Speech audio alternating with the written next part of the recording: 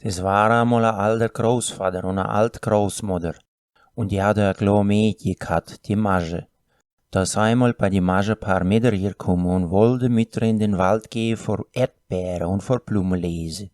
Großvater, Großmutter, darf ich mit die Nachbarschmieder hier in den Wald gehen, hat das Mädchen gebettelt.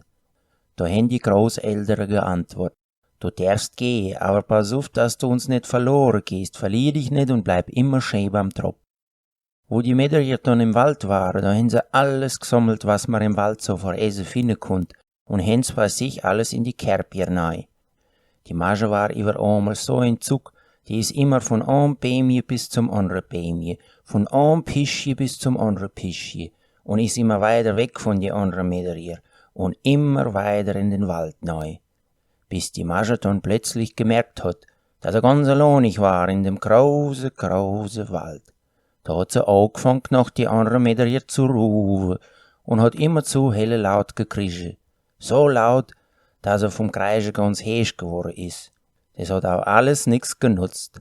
Die anderen haben sie nicht gehört. Die Masche hat sich richtig verlaufen und wusste nicht, wo sie hinaus soll. Und so ist er noch eine etliche Zeit rumgetappt, bis er unverhofft mitten in dem dunklen Wald ein kleines Häuschen gesehen hat. Die Masche ist bei des Häuschen bei und hat Vorsicht wieder die Tier gekloppt. Innen wenig im Häuschen hat sich aber keins geriert. Ein Rucki rum hat die Masche an der Tier gezogen und weil sie nicht verrichelt war, ist er auch gleich aufgegangen. Die Masche ist ins Häuschen rein, hat sich auf eine Bänke draufgesetzt und hat überlegt, wem mogen das Häuschen sein? Warum ist denn da keins drin? Das Häuschen hat aber einen großen Bär gehört. Der war bloß gerade allweil nicht daheim. Der war gerade im Wald unterwegs.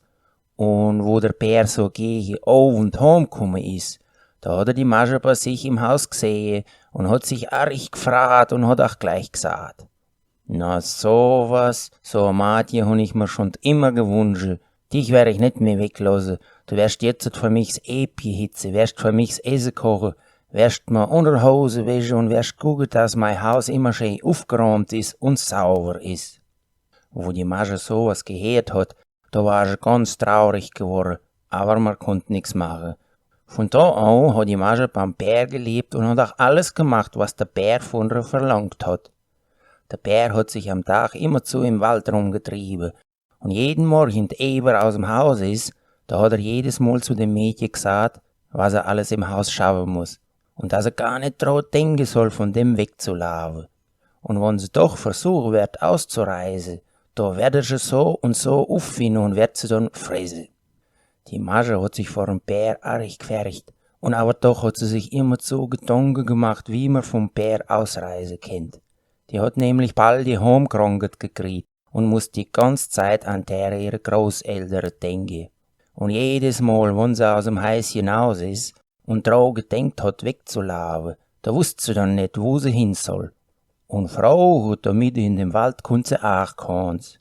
Da hat das Mädchen die ganze Zeit überlegt und plötzlich wusste sie, was man machen könnte. Wo der Bär wieder wie aller Abend heimgekommen ist, da ist die Masche bei ihm hin und hat angefangen anzuhallen. Du, Bär, ich tät so gerne mal meine Freunde sehen. Ich will vor denen paar Brezel und paar Piräckchen backen. Und die will ich ne selber hinbringen. Lass mich doch vor paar Stunden heim. Ich wär auch wieder bei dich zurückkommen, und wenn ich komm, da wär ich noch besser baurieren in deinem Haus. Auf das hat der Bär geantwortet. Das schlägt er bloß aus dem Kopf, du wirst dich bloß verlaufen im Wald. Der Bär war ziemlich grob zu dem Mädchen, hat sich aber doch ein Rucki rum ein bisschen erbarmt und hat ihr vorgeschlagen. Sie soll die Brezel und die Piräckchen doch backen. Und der wird das Gebackene selber ins Dorf bringen. Und desto wollte die Masche von dem Bär auch grad hören. Der andere Tag hat die Masche charmant Piräckchen und Brezel gebacken. Danach hat sie von Wurm einen großen Korb beigeschafft und hat zum Bär gesagt, pass auf, Bär, ich mach jetzt den Korb mit Piräckchen und mit Brezel voll. Dann nimmst du den Korb und bringst ihn bei meiner Großeltern ins Dorf hin. Und nimm dich in Acht, du darfst unterwegs nix aus dem Korb raus tun und essen. Und mich kannst du nicht aufführen. Ich wär nämlich auf einen großen Baum aufgraffeln und wär die ganze Zeit auf dich aufpassen.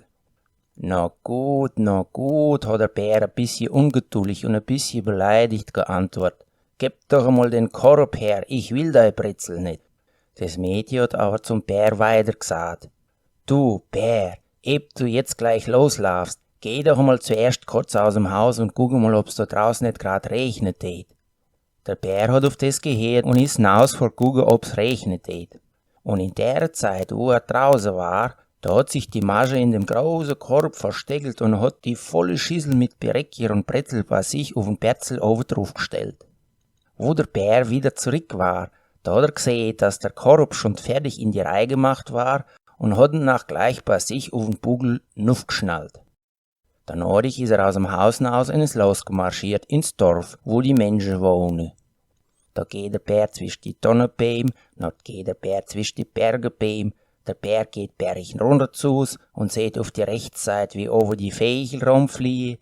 Dort geht der Bär berg nuff zu und sieht auf die linke Seite, wie die Fledermäuse über die Blumen rumflattern. Und da ist der Bär über einmal ein klein wenig marode geworden und wollte sich ein Ruckje ausschnaufen.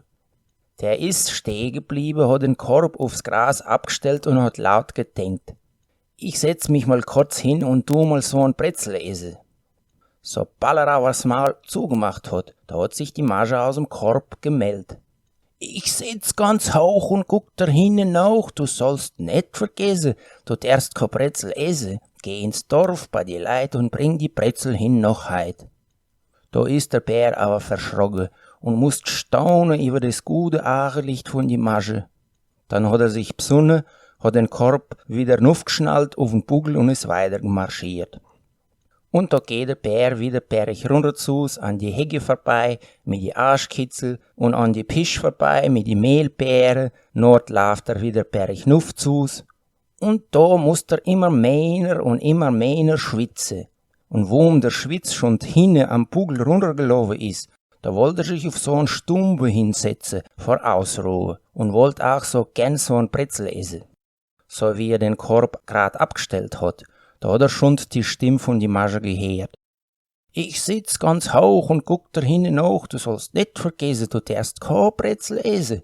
Geh ins Dorf bei die Leute und bring die Brezel hin noch heut. Oh, da hat der Bär sich bald in die Hose gemacht, weil mit sowas hat er gar nicht gerechnet. Hat sich aber wieder besonnen, hat den Korb auf den Bugel aufgeschnallt und ist weiter losgemarschiert. Ins Dorf beim Großvater und bei die Großmutter. Das hat dann aber noch eine etliche Zeit gedauert, bis der Bär endlich in das Dorf gekommen ist. Der Bär war so müde, dass er am Ende fast die Fies nicht mehr heben konnte. Und vor dem Haus von die Großeltern von die Masche, da hat er den Korb abgestellt und hat mit die letzte Kraft mit die Feist ans Tor geklebbert. Das hat nicht lang gedauert, da sei plötzlich aus aller Gasse und von aller Seite kibbelweiß Hunde angekommen. Die Hunde haben gekauzt und sei dem Bär hinnen nach. Da war's dann von Bär nimmer vor Lachen. Der hat so Jucht gekriegt, dass er alles stehen und liegen gelassen hat und hat gemacht, dass er fortkommt. Und ist sein Lebtag nicht mehr ins Dorf gekommen. Ruckrum, da sei dann die Großeltern von die Masche auf die Gassen aus und da haben sie auch gleich den großen Korb gesehen. Was war das für eine große Fahrt, wo die Masche aus dem Korb rausgehopst ist. All haben sich gleich umarmt und haben sich gekisst und waren all so glücklich. Und wenn sie noch nicht gestorben sei, so seien sie noch lebendig.